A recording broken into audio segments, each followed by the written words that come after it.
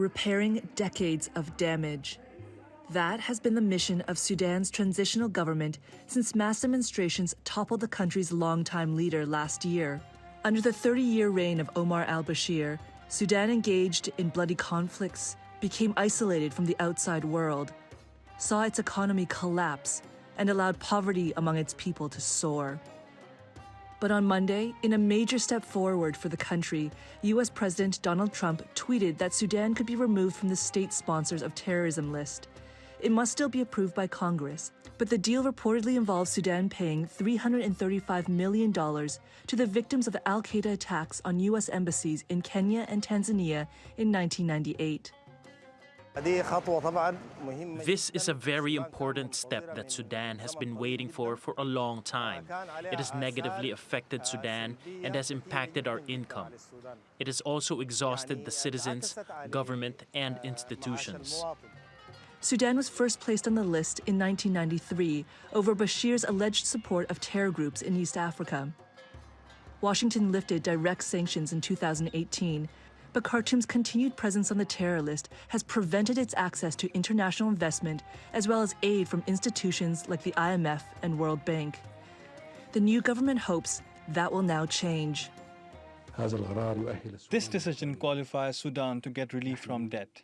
Today we are more than $60 billion in debt. With this decision, doors will open that allow for the relief of Sudan's debt. Although Sudan's economic problems began with Bashir, they did not end when he was ousted 13 months ago. The Sudanese pound has plunged almost 220% since then to around 262 against the dollar, and annual inflation rose to a record 212.3% in September. The agriculture sector, which employs 80% of the country's workforce, has been devastated by floods since mid-July, prompting the government to declare a 3-month state of emergency. There are also widespread shortages of essential goods, including fuel, bread, and medicine. But officials hope the country's new status will bring more partners and opportunities to help it rebuild. A memorandum of understanding has already been signed with General Electric to address the country's power grid and modernize its healthcare system. For 30 years, Sudan had remained stunted, not dealing with large companies like General Electric. Today, the Memorandum of Understanding will open the door to various sectors. Sudan is still a long way away from fulfilling the dreams of the protesters who rallied against Omar al-Bashir last year. But there's now hope it can begin to move on from its past. Miranda Lin, TRT World. Dr. Yassir M. Alobaid is the General Manager of Sudanese Independent Centre for Social and Economic Studies and Consultancy. He joins us now from Sudan's capital, Khartoum. Welcome to the program, Doctor. Now, this is quite a significant political development in terms of relations between the US and Sudan, but it really does have wider economic implications as well. Can you just explain that to us?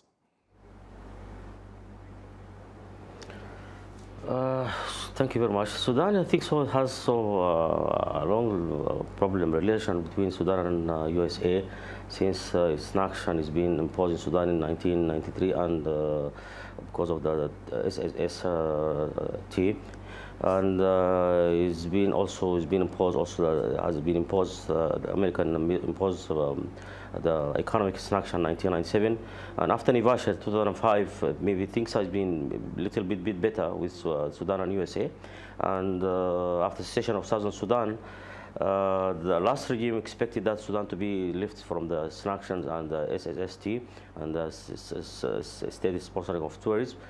But it didn't happen that after the revolution. I think the transitional government now is really happy now about the relation between Sudan and it's been improved and USA, and expecting that to be lifted to lift the sanction after the president Trump announced that in the Twitter yesterday that is about lifting the sanction of Sudan against $335 million.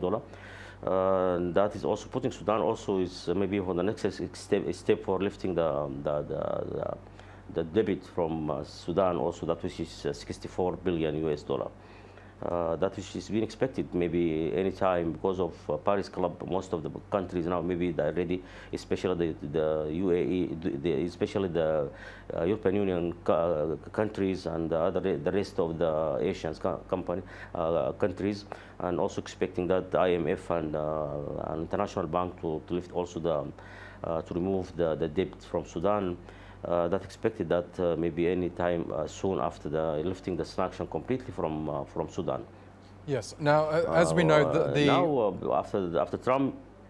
Yeah. Sorry to interrupt there. As we know, the price of the removal of Sudan from the state-sponsored terrorism list is $335 million, as you pointed out. Was that too high of a price to pay in order for this to happen?